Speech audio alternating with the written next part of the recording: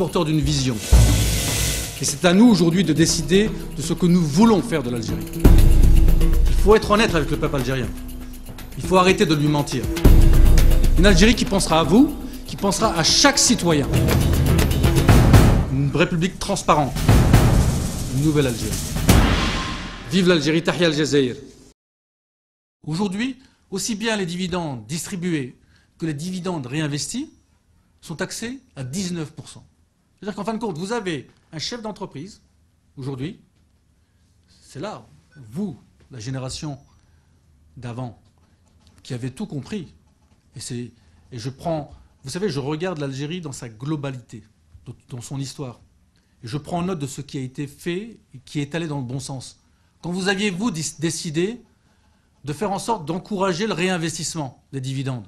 Vous faites de l'argent, vous produisez de la richesse, et vous dites, moi je crois à mon pays, je crois à mon peuple, et je veux réinvestir l'argent que j'ai généré grâce à mes affaires.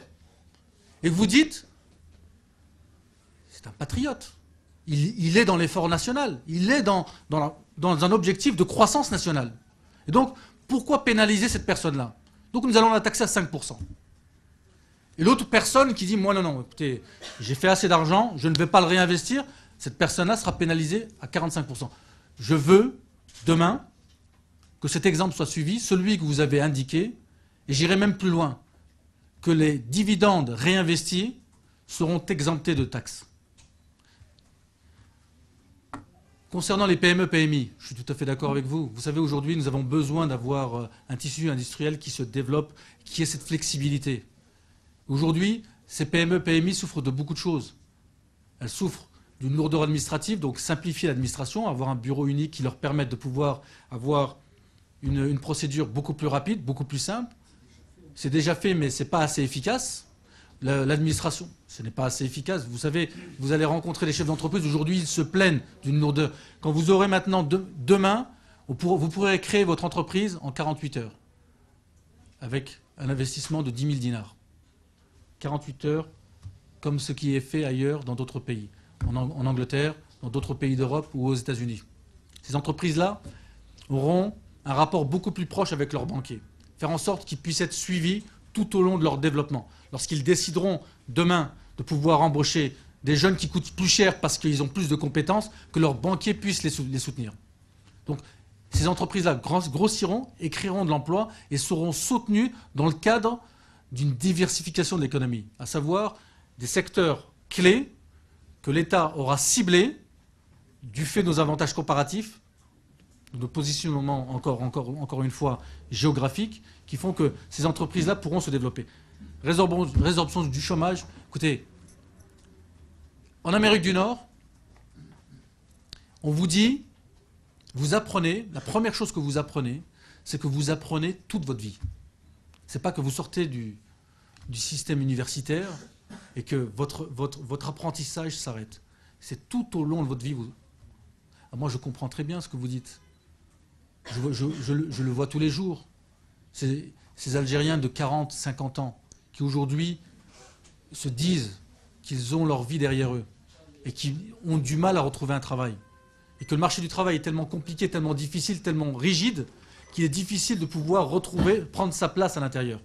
Alors, je leur apporterai des formations. Je permettrai à cette taxation de produits d'hydrocarbures de pouvoir financer un programme de réinsertion de ces Algériens qui aujourd'hui ne peuvent plus avoir accès aux universités. Leur donner une formation professionnelle qui leur corresponde et qui leur permette de vivre dignement et de pouvoir même, demain, être ces futurs chefs d'entreprise de PME, PMI parce qu'ils ont eu tout ce passé, ils ont réussi à acquérir toute cette compétence.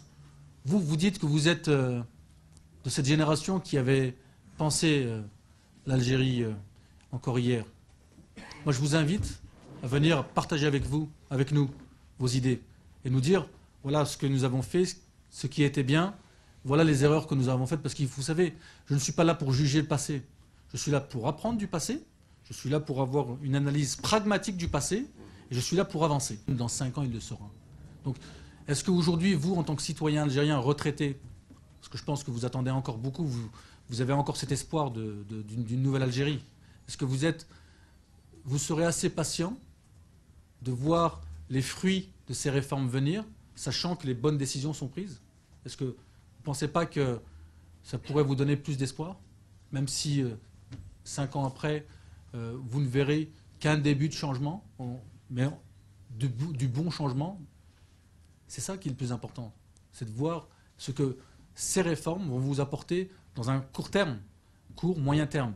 Et dans 5 ans, vous aurez déjà les fruits une partie des fruits de ces réformes qui iront au-delà.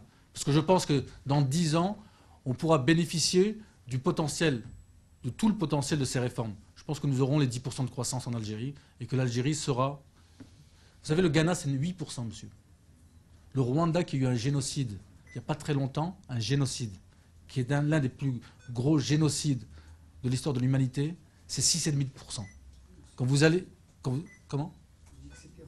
C'est très relatif. Nous avons une position géostratégique avec beaucoup plus de potentiel que des pays comme le Congo ou comme le Ghana ou comme le Rwanda. Donc je peux vous assurer que les 10%